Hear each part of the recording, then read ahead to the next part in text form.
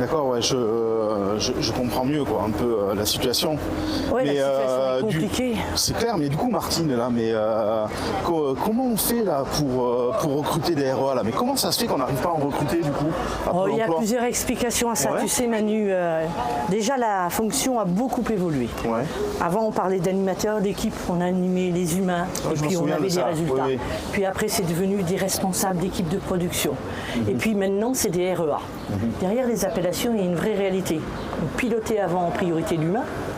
Aujourd'hui on pilote avant tout des statistiques et des plans d'action. Ça, c'est déjà le premier point. Le deuxième point, c'est qu'il y a eu un vrai rendez-vous manqué avec l'établissement.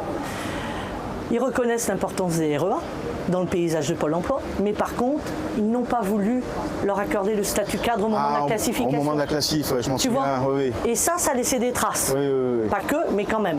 Et puis, à mon sens, ce dernier point, c'est qu'aujourd'hui, et c'est particulièrement d'actualité, Pôle emploi attend bien évidemment des compétences de ce REA, c'est normal, mais avant tout une posture d'adhésion à la politique de l'établissement qui est excessif et les REA, ils en souffrent.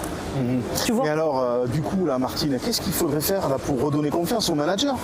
Parce que c'est ça, il y a un problème là-dessus. C'est un vrai sujet, il n'y a pas qu'une seule réponse, mais ça peut se faire vraiment. Déjà, il faut remettre, on leur laisse un peu plus d'autonomie, d'échanges entre pairs, d'échanges avec les conseillers, tout ira mieux. Bien sûr. Ça, c'est déjà pas mal. Il faut aussi arrêter de les prendre pour des pieuvres, parce que être REA aujourd'hui, je fais ma NAC. En même temps, je suis à l'équipe de direction. C'est vrai, en même temps, je fais des audios.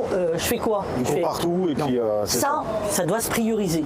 Et puis, il faut remettre l'humain, tout simplement. Il faut remettre l'humain au sens. D'ailleurs, c'est ce que le secteur cadre du SNU fait.